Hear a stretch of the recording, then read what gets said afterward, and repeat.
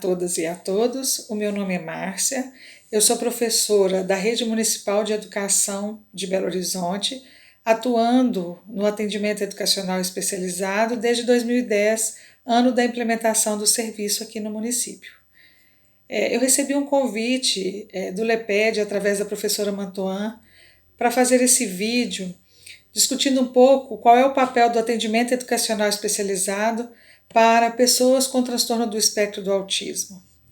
Eu espero que esse pouco que eu vou deixar aqui sirva para nos ajudar nas nossas reflexões Brasil afora, no diálogo com os professores, no atendimento dos estudantes e das suas famílias ao longo desse período que nós estivermos atuando junto a esse serviço.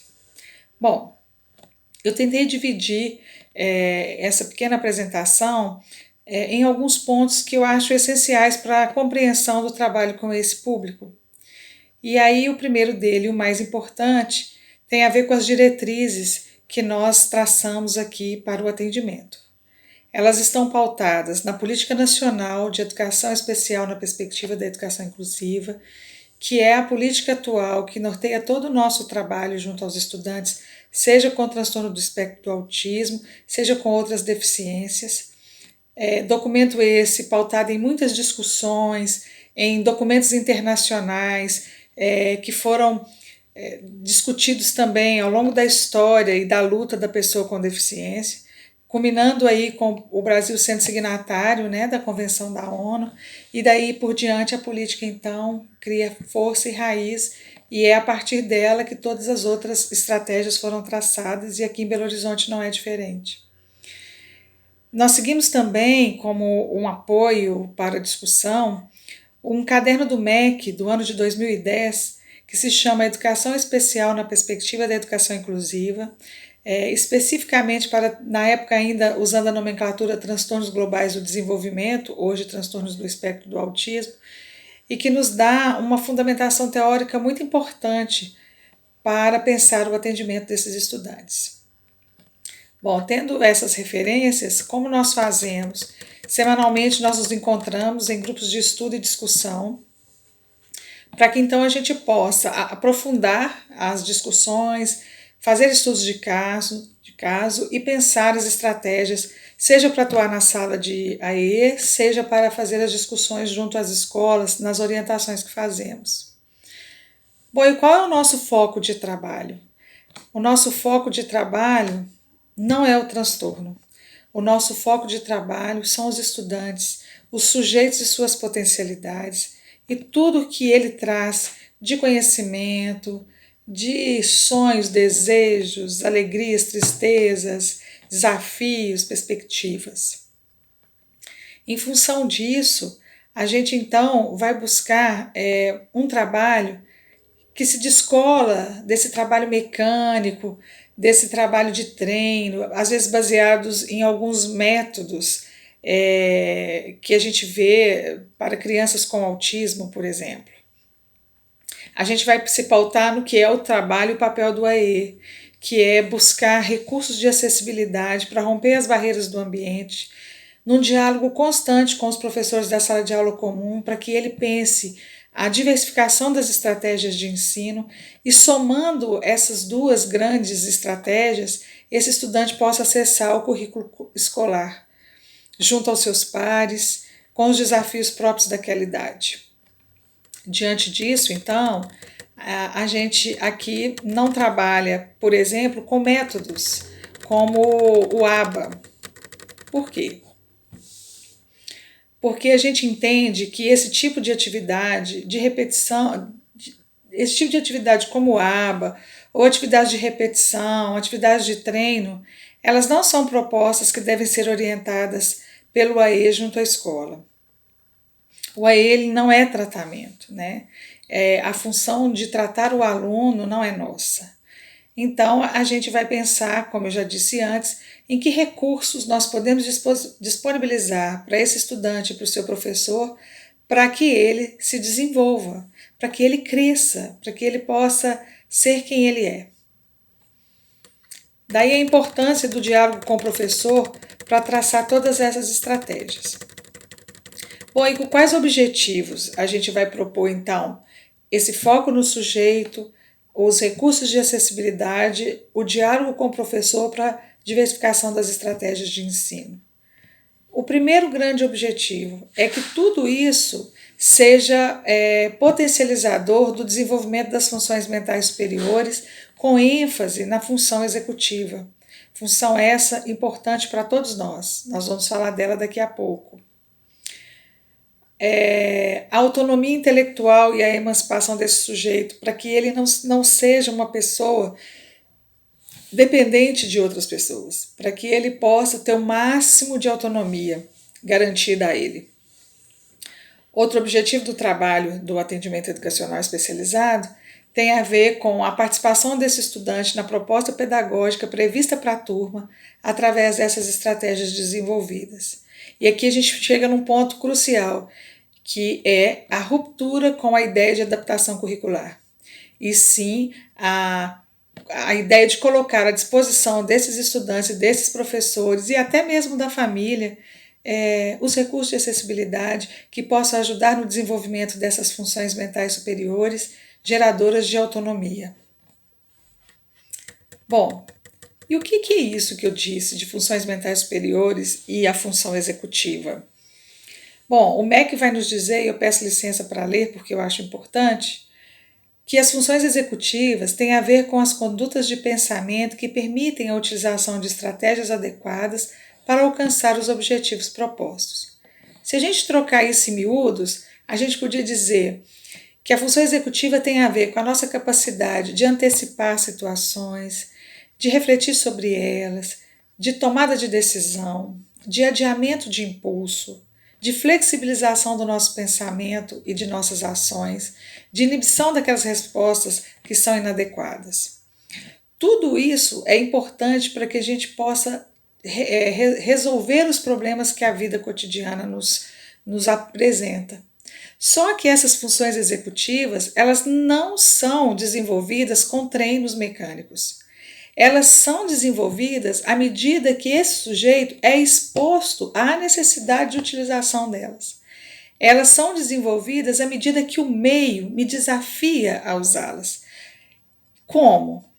Com situações em que eu precise resolver problemas, tomar decisões, adiar impulsos, flexibilizar pensamento, tudo isso mediado pelos pares, pelos professores, pelas próprias estratégias de ensino.